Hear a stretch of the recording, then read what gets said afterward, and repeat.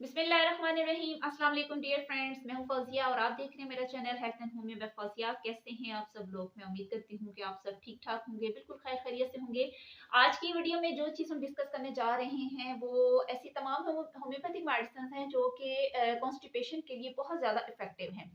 Constipation के लिए हम कह सकते हैं कि किसी भी पेशेंट को अगर हार्ड स्टूल पास होता है और उसको बहुत ज़्यादा उसमें एफर्ट करनी पड़ती है, या फिर ऐसे लोग जिनको के एक वीक में लेस देन 3 टाइम्स जो है वो टॉयलेट जाना पड़ता है, तो हम कह सकते हैं कि he suffering from constipation.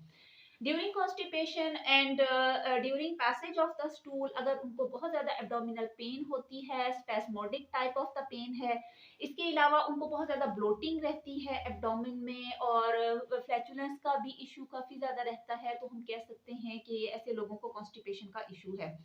Aahista Aahista constipation जो है वो पेशेंट्स को फिशेस की तरफ भी ले जाती है और पाइल्स का इशू भी लोगों में बहुत ज़्यादा देखा जाता है।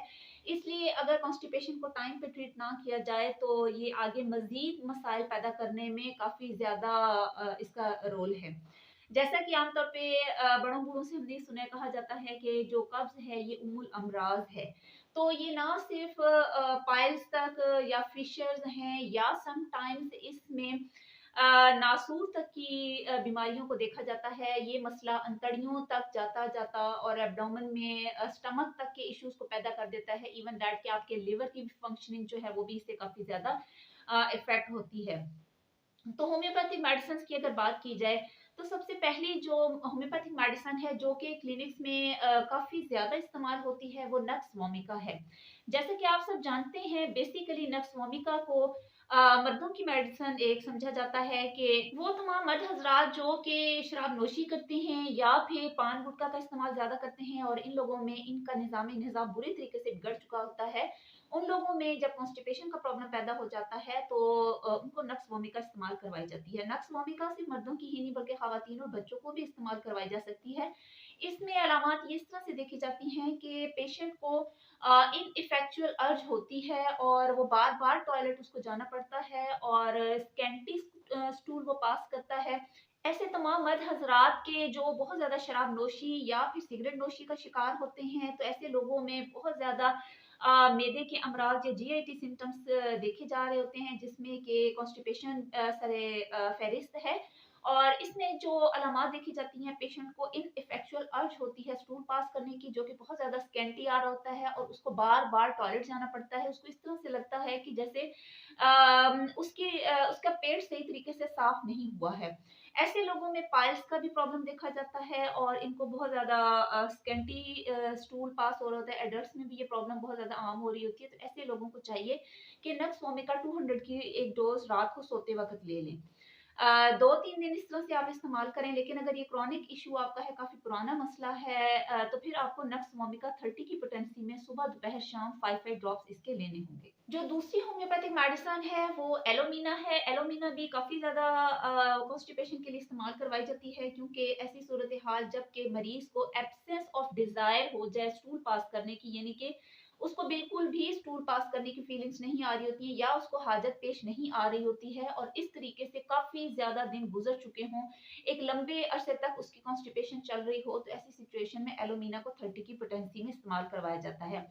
इस तरह की कॉन्स्टिपेशन आम तौर पर इन्फेंट्स में भी देखी जाती है कि कई-कई दिन तक बच्चा जो है वो पखाना नहीं करता है। जिसके नतीजे में चाहे बच्चे हों, चाहे बड़े हों, उनकी इंटेस्टाइन्स में स्टूल जो है वो एक्यूमुलेट होना शुरू हो जाता है और इनको बहुत ज़्यादा ब्लोटिंग का ऐसा एहसास होने लग जाता है और स्टमक काफ़ी ज़्यादा पेनफुल हो जाता है। ऐसी सूरत-ए-हाल में आपने एलोमीना का यूज़ करना है। एलोमीना को 30 की पोटेंसी में ले लें।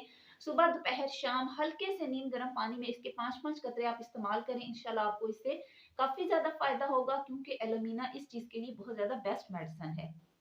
इसके बाद जो नेक्स्ट मेडिसिन है वो ओपियम है। ओपियम भी होम्योपैथी में इस्तेमाल होने वाली कॉन्स्टिपेशन के लिए बहुत ज़्यादा एक इम्पॉर्टेंट मेडिसिन है। और ओपियम के पेशेंट के जो स्टूल के सिम्पटम्स हैं उसमें इस तरह से होता है कि पेशेंट को round hard ball type stool pass हो रहा होता है। आप कह सकते हैं कि जैसे कि शीप की डंग होती है, आप उस तरह से इसको समझ सकते हैं कि उसका कलर ब्लैक होता है और ball type dry stool patient को पास हो रहा होता है जिसकी वजह से उसकी जो स्मॉल इंटेस्टाइन है वहां पे डिस्टरबेंस देखी जा सकती है। और इसके पेशेंट को ब्लोटिंग बहुत ज़्यादा महसूस हो रही होती है। एक लंबे अरसे तक स्टमक में स्टूल रहने की वजह से उसका एब्डोमेन काफ़ी ज़्यादा हार्ड हो चुका होता है, काफ़ी ज़्यादा ब्लोटिंग फ़ील हो रही होती है उस पेशेंट को। इसके साथ-साथ ऐसे लोग जिन्होंने एनीमा इस्तेमाल किया हो और अब एनीमा इस्तेमाल करने के बाद उसकी बहुत ज़्यादा आप कह सकते हैं कि अब्यूज़ेज़ सामने आ रहे होते हैं और जिसके नतीजे में कॉन्स्टिपेशन होना शुरू हो जाती है। तो ऐसे लोगों को ओपीएम इस्तेमाल करनी चाहिए। ओपीएम को एडल्ट्स के लिए मैं कहूँगी कि निहार मूव 200 की पोटेंसी में आप इसके 5 ड्रॉप्स ले लें। उसके बाद रात को सोते वक़्त आप ओपीएम 200 के ही 5 ड्रॉप्स ले लें पानी में, तो ये आपकी प्रॉब्लम को रिलीव करने में काफ़ी ज़्यादा हेल्पिंग होगी। अगर बच्चों में इस किस्म की प्रॉब्लम है कि उनको भी स्टूल जो है वो शीप की डंक की तरह का आ रहा है, राउंड हार्ड बॉल्स की तरह का स्टूल आ रहा है, तो उनको आप दिन में 1 दफ़ा ही मेडिसिन दे सकते हैं और डेली उनको दें, 1 हफ्ते तक इस्तेमाल करवाएँ, इंशाल्लाह बच्चों में भी इसके काफ़ी अच्छे रिज़ल्ट्स देखने में सामने आते हैं। उसके बाद नेक्स्ट मेडिसिन सिलिशिया है। सिलिशिया भी काफ़ी ज़्यादा इम्पोर्टेंट मेडिसिन है। सिलिशिया के बारे में होम्योपैथी में कहा जाता है कि हमारी बॉडी में कोई भी एक ऐसी चीज़ है जो कि अनवांटेड है, जिसका हमारी बॉडी में किसी किस्म का कोई काम नहीं है, तो उसको जिस्म से खारिज करने में सिलिशिया एक ख़ास अपना मकाम रखती है।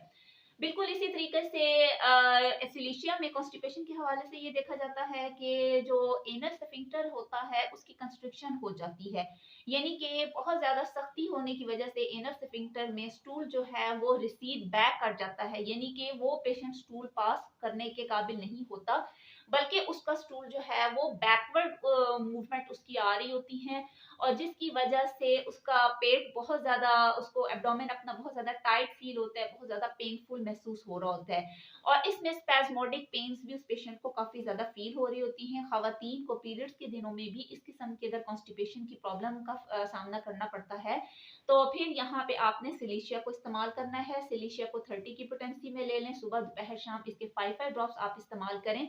आपके लिए काफ़ी ज़्यादा इफेक्टिव मेडिसिन है और इसके बहुत अच्छे रिजल्ट्स देखने में सामने आते हैं।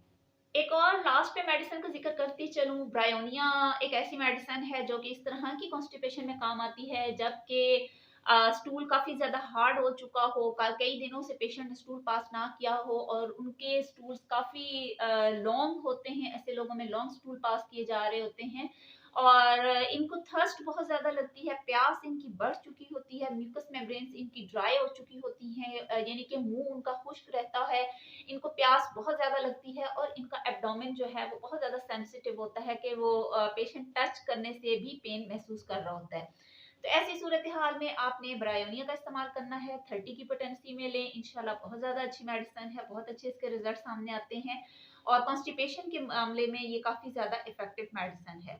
तो ये तो थी वो कुछ मेडिसिन जो कि मैंने कॉन्स्टिपेशन के हवाले से आप लोगों के साथ डिस्कस की हैं। मुझे उम्मीद है कि आप लोगों को ये वीडियो पसंद आई होगी और इंशाल्लाह अगर अच्छी लगी हो तो इसको लाइक कीजिएगा और जो लोग मेरे चैनल पे नए हैं और अभी तक मेरे चैनल को सब्सक्राइब नहीं किया तो काइंडली इसको सब्सक्राइब कर लीजिएगा। Thank you so much. अल्लाह हाफिज़।